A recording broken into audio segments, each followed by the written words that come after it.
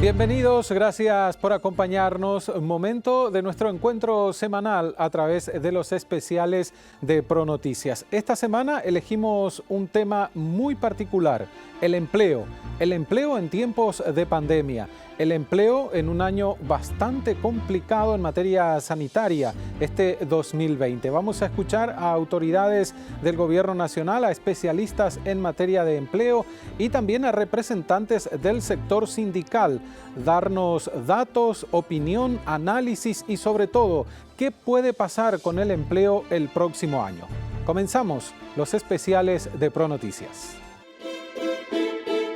La pandemia generó situaciones no esperadas en varios sectores, afectando no solo la salud, sino también la economía y el empleo. ¿Se perdieron fuentes de trabajo durante esta pandemia? ¿Estas pérdidas son permanentes o transitorias? ¿Se generaron nuevas fuentes de empleo? ¿Existe política pública para hacer frente al desempleo? El empleo en pandemia. Especiales de ProNoticias.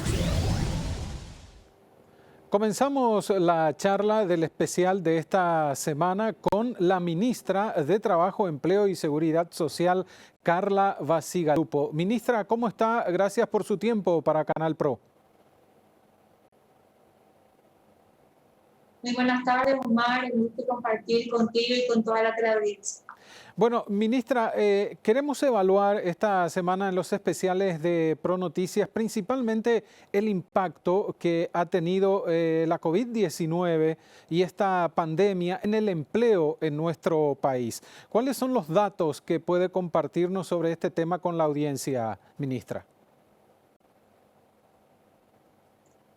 Bueno, Omar, como ustedes saben, el impacto de las medidas fuertes de cuarentena que hoy son realmente aplaudidas y reconocidas en el mundo, por supuesto, tuvo un impacto en el empleo desde el principio, un impacto que el gobierno nacional ha podido paliar en forma sucesiva, aunque no en forma total, sí en gran medida, con las diferentes normas, protocolos y, por supuesto, medidas de protección a trabajadores formales e informales. Pero como sabemos, el nivel de desocupación y subocupación se han mantenido inferiores al primer trimestre e iguales al año pasado. Es decir, en materia de desocupación y subocupación no tuvimos un fuerte impacto, pero sí en la inactividad.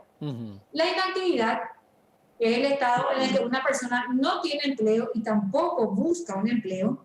Tenemos sí un aumento de 200.000 personas, es decir, 200.000 personas que salieron de la fuerza de trabajo, que salieron de la actividad y pasaron a la inactividad circunstancial. Este es el número más, digamos, cierto que tenemos de afectación ya del COVID y las medidas de cuarentena.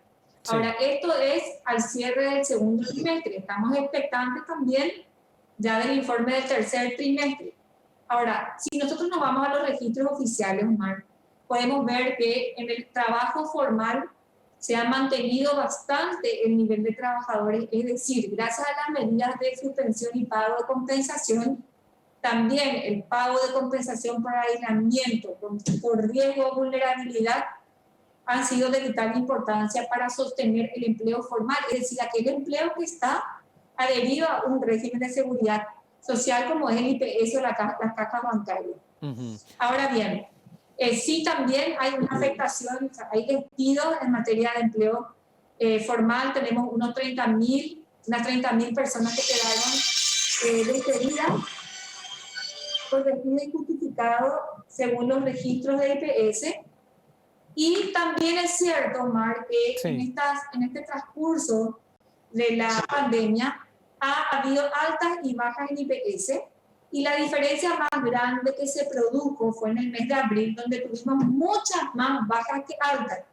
Entendamos que la dinámica del mercado laboral es muy diversa, es decir, personas que quedaban desocupadas o desempleadas pudieron haber ya recuperado el empleo, y lo que se mide mucho es la correspondencia o la relación entre ingresos y egresos de IPS. Y tenemos que considerar que en el mes ya de septiembre teníamos una brecha muy pequeña ya, es decir, prácticamente las entradas y salidas fueron en el mismo número, y eso se fue acortando, esa brecha, esa diferencia se fue acortando en la medida en que la cuarentena inteligente se fue aplicando y cuando ya se levantaron, obviamente la fase empezó a disminuir esa brecha. Vale decir, hoy lo que estamos viendo es un número mayor de contrataciones que no veíamos en los meses de mayor impacto de la pandemia. Ahora, ¿se puede decir entonces, ministra, que hubo una baja en la ocupación, pero una baja que resultó ser transitoria y no implicó un aumento considerable de la desocupación? Así es, Omar.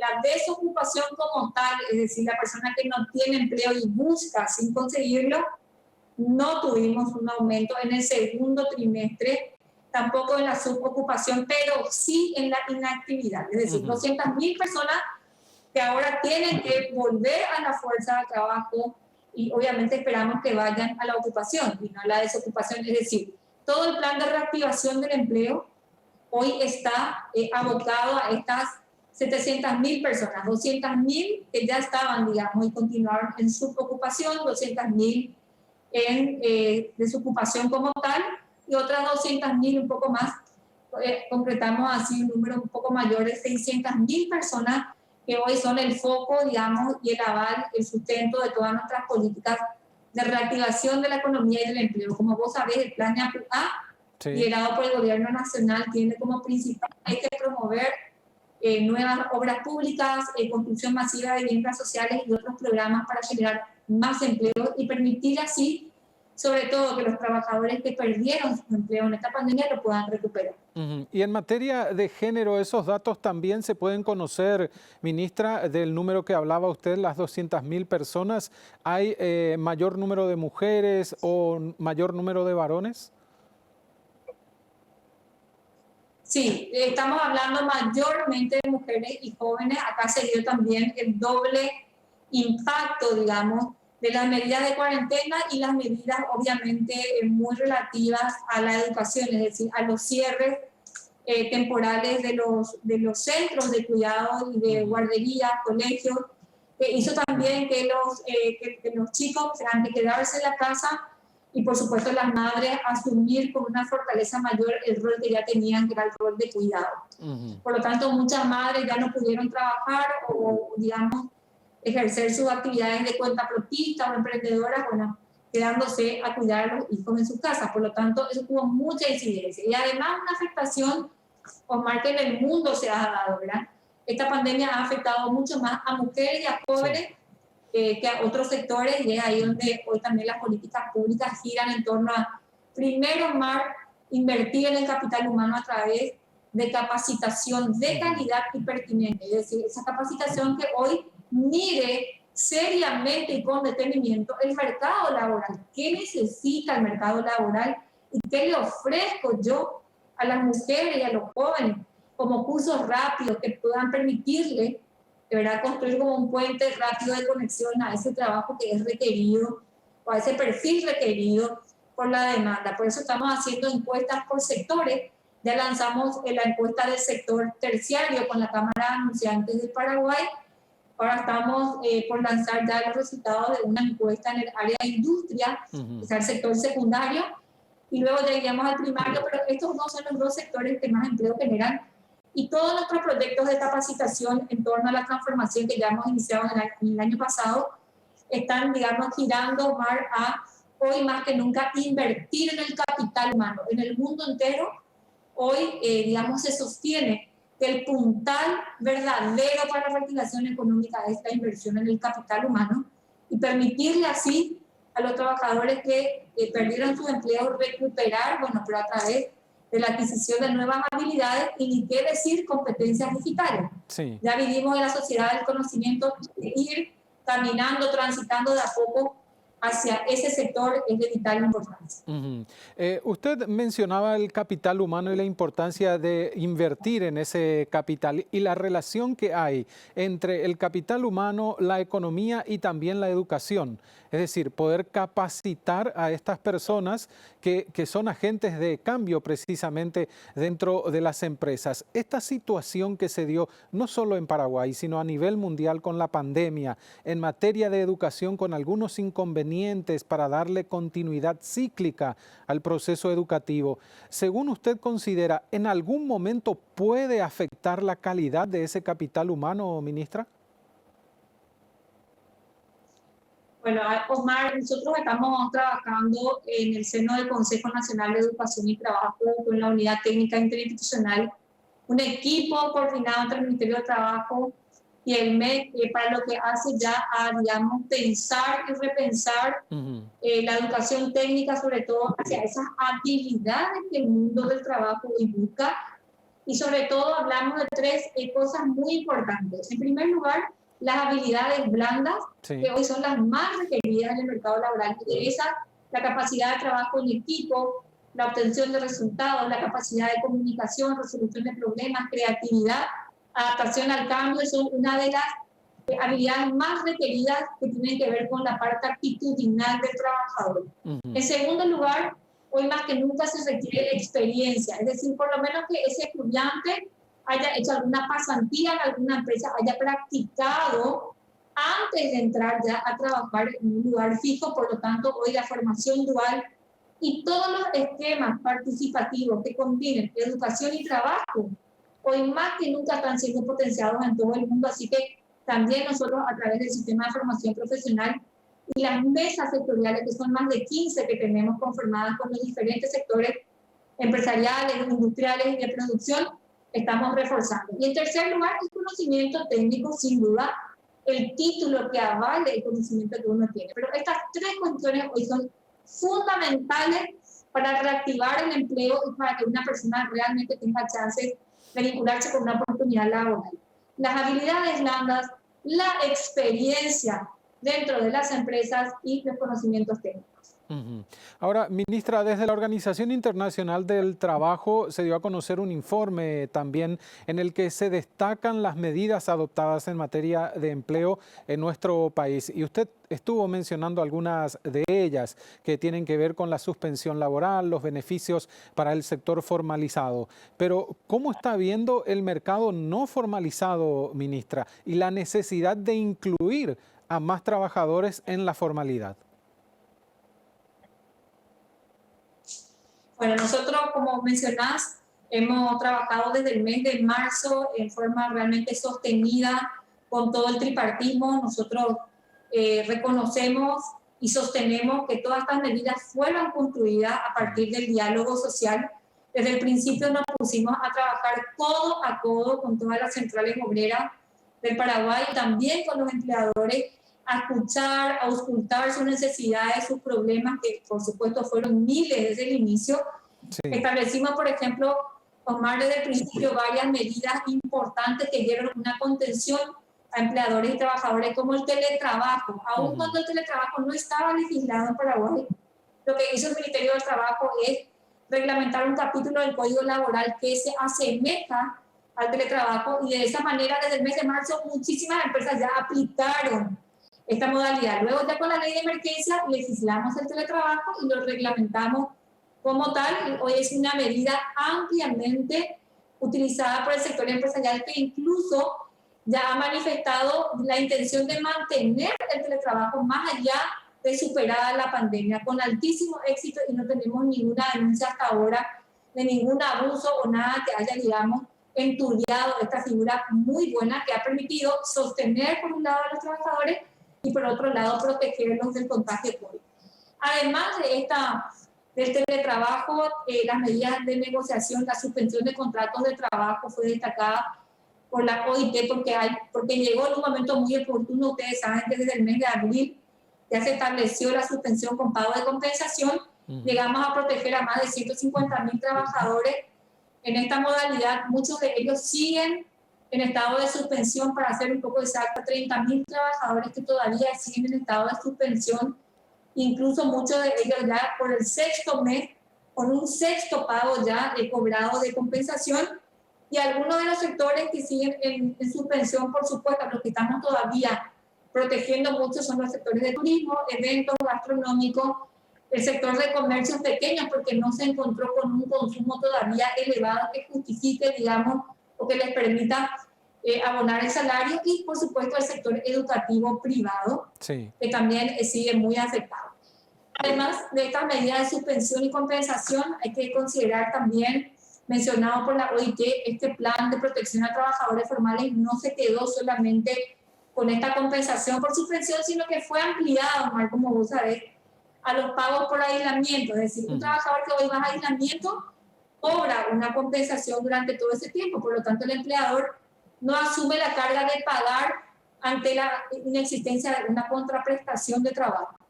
Por otro lado, también los trabajadores de riesgo, es decir, aquellos que presentan vulnerabilidad, también ya tienen acceso al pago de una compensación por parte del IPS, y además del COVID positivo, que por supuesto es abonado también en cuanto a compensación por reposo.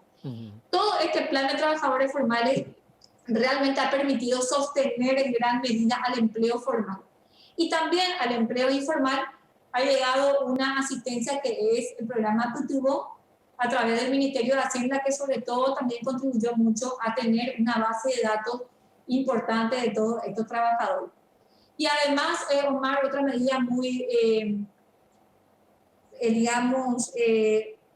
digamos, señalada por la OIT es la medida de digitalización de todos los servicios de ayuda a los trabajadores y empleadores. El Ministerio del Trabajo tuvo que digitalizar el 80% de todos sus servicios y realmente costó, pero lo logramos. Y hoy tenemos el servicio de solución rápida de conflictos laborales. Llegamos a más de 4.700 audiencias de mediación desde el inicio de la pandemia hasta ahora, un monto de más de 24.000 millones de guaraníes que se recuperaron a favor de los trabajadores en diversos conceptos laborales en todas las regionales del país, no solamente aquí en Asunción y Central. Esto realmente, estos servicios de mediación que a veces no se ve, que a veces no es noticia, es uno de los servicios más fuertes del Ministerio de Trabajo, que ha contenido en un gran porcentaje cualquier problemática o cualquier, digamos, conflicto, no solamente en el trabajo formal, en el trabajo informal, porque la mayoría de las denuncias por despido, que ya son más de 7.000 que hemos recibido, se dieron en el trabajo informal, no en el trabajo formal, porque el trabajo formal estuvo cubierto, bastante contenido por estas medidas de protección a trabajadores formales. Sí. Esto también fue ampliamente señalado por la OIT, y además, Omar, por último contarte que además la OIT señala mucho todo lo relativo a la seguridad en el trabajo. Las medidas de cuarentena adoptadas por el gobierno nacional fueron claves para evitar que los ambientes laborales se conviertan en focos de contagio, y toda la medida de seguridad ocupacional, verificaciones que realizamos en forma interinstitucional, también los agentes SSO, los agentes de seguridad ocupacional, que nos permitieron llegar a más de 8.000 empresas del país instalando el modo COVID de trabajar de manera remota con el acompañamiento del Ministerio de Trabajo, han sido claves. Y hoy Paraguay es uno de los países con más alto índice de obediencia, digamos, a las normas sanitarias en los ambientes de trabajo. Finalmente, ministra, ¿qué perspectivas tienen ustedes desde la cartera en la que trabaja con sus colaboradores, las distintas direcciones, de qué puede pasar en los próximos meses, tomando en cuenta que ya estamos viendo una segunda ola de coronavirus en Europa, por ejemplo, con varios inconvenientes que ya empezaron a generarse? ¿Qué perspectivas tienen desde el empleo para los próximos meses? Bueno, nosotros, Omar, desde el Ministerio de Trabajo y sobre todo desde el tripartismo, es decir, desde las centrales obreras y empleadores, queremos mirar, digamos, con positivismo de aquí en más. Tenemos la muy buena receptividad, la muy buena predisposición de las empresas del país y también de los trabajadores de cuidarse mucho en el ambiente laboral. En lo social está el mayor desafío, obviamente, porque de lo social traen, ¿verdad?, el mismo trabajo, y ahí tenemos graves problemas de cierres de empresas o aislamientos masivos que se están dando.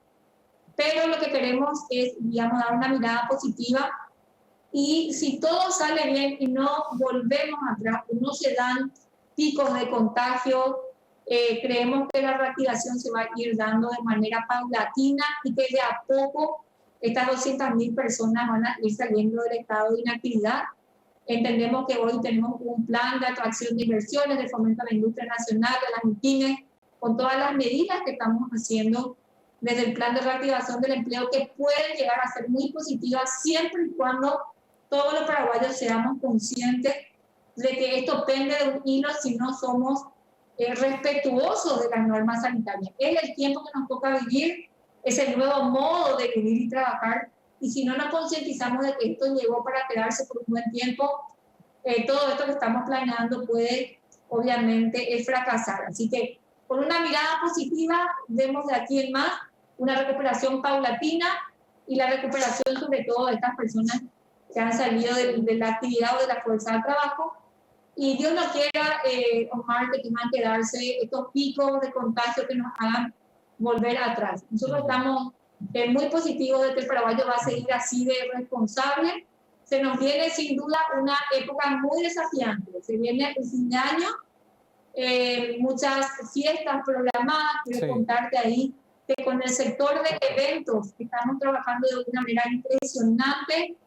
Todo el sector de eventos del país se está capacitando a través de nuestro curso de seguridad y salud ocupacional para eventos, que fue realmente construido, estructurado, pensando en este sector y pensando en ese comportamiento social medido con alto conocimiento técnico. Y realmente nuestros cursos se llenan en 24 horas. El viernes lanzamos 2 cursos para 800 personas en el área de eventos, ya están llenos.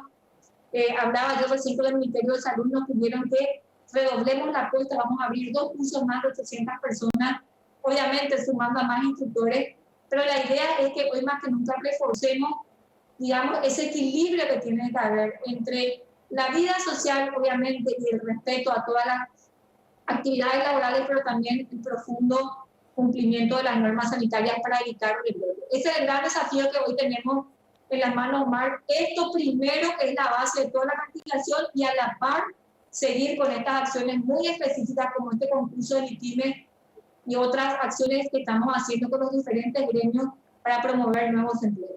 Ministra, gracias por compartir con Canal Pro. Muchísimas gracias y a las órdenes del Ministerio del Trabajo. La ministra Carla Bacigalupo, titular del Ministerio de Trabajo, Empleo y Seguridad Social.